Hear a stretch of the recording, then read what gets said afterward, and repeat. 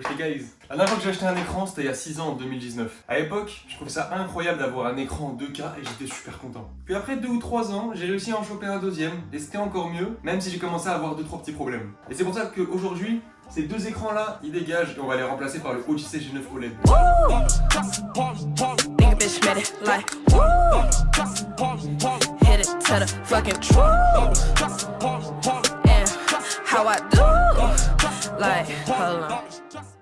Bon déjà, faut que vous sachiez pourquoi j'ai changé d'écran. Bah de 1 parce que je veux. Voilà. Et en vrai, il y a 3 raisons principales. Premièrement, les deux écrans, ils commencent vraiment à se faire vieux. Les specs, elles sont plus trop à jour. Le premier écran, il est en 2K à 70 Hz. Et le deuxième, il est en Full HD 60 Hz. C'est un problème pour une raison, parce que déjà, les deux écrans n'ont pas la même résolution. Ça veut dire qu'il y a des trucs un peu bizarres qui se passent. Notamment, la souris qui se téléporte.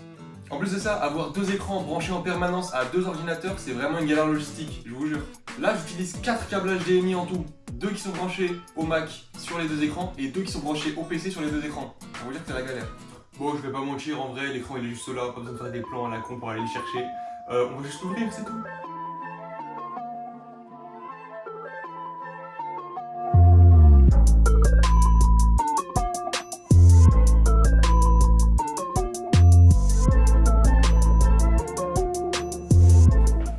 Ok, alors là normalement c'est censé être simple. Il n'y a pas de vis, il n'y a rien, il faut juste clipser le pied.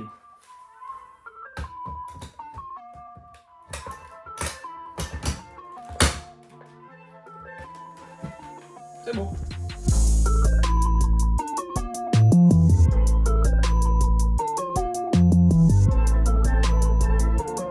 Bon, par contre, faut que je vous dise un truc. Le G9 OLED que j'ai là, c'est un d'occasion. Et du coup, faut que je vous donne 2-3 petites astuces pour pouvoir acheter, si vous voulez, votre écran super ultra wide d'occasion sans vous faire arnaquer. Première chose, faites gaffe aux lettres, c'est super important. Par exemple, un G9 super ultra wide, un G8 ultra wide, c'est une sacrée différence quand même. Un Neo G9 c'est en mini LED, un G9 c'est en QLED et un G9 OLED, bon bah c'est en OLED, suis un peu. Ok super, le bureau est vide de chez vide, il n'y a plus que les câbles utiles maintenant et on va pouvoir installer le Odyssey G9 OLED.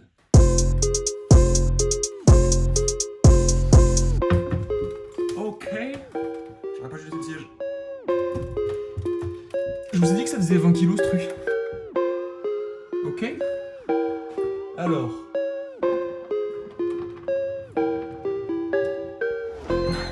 Petite pompe quand même.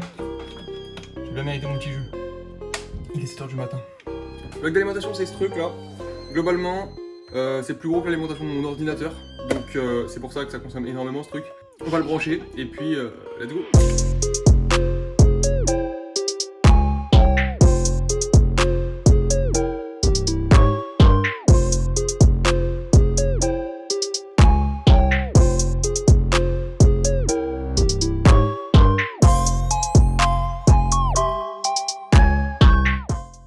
Ouais bah voilà, c'est installé. J'ai pu le tester un petit peu pendant en vrai toute une journée et je peux déjà vous dire que c'est pas mal. Là je suis d'ailleurs en train de monter la vidéo dessus et il faut que je vous parle de 2-3 trucs en particulier. Bon, l'écran, la définition c'est 5120 par 1440, ça va vous en douter. 240 Hz qui ne sont pas atteints par le MacBook malheureusement à cause d'un problème sur lequel je reviendrai plus tard. Et aussi du HDR, mais le problème c'est qu'il est tellement pas configuré que je ne l'ai pas activé pour l'instant. Faut dire, bon, l'image elle est magnifique, les contrastes sont infinis, c'est le principe de l'OLED.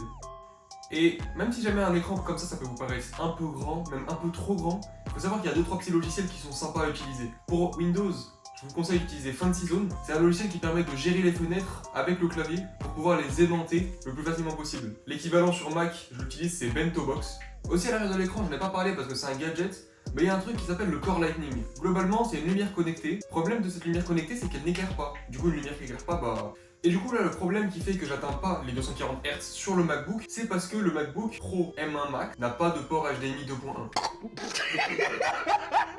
Donc il me faudrait un câble USB-C vers DisplayPort 1.4, un câble avec le DSC, c'est-à-dire le Digital Stream Compression. Ouais, il s'est mis en valide. Bah écoutez, du coup vu que j'ai rien d'autre à dire, on va aller le chercher hein.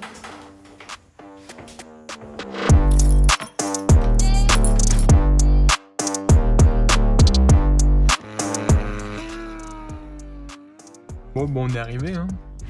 On va y aller, hein. 5 minutes later. Ils l'ont pas. Enfin, si, ils en ont un qui est en commande, qui est 2 mètres et qui coûte 50 balles. Donc, ils l'ont pas pour moi. Bon du coup j'ai fini par le commander sur internet, c'était quand même vachement plus facile. Là on a un port USB-C, là on a un port DisplayPort et entre les deux un câble avec le DSC. C'est ce qui nous permet globalement d'utiliser la résolution maximale de l'écran en 240 Hz. Donc vas-y on le branche hein.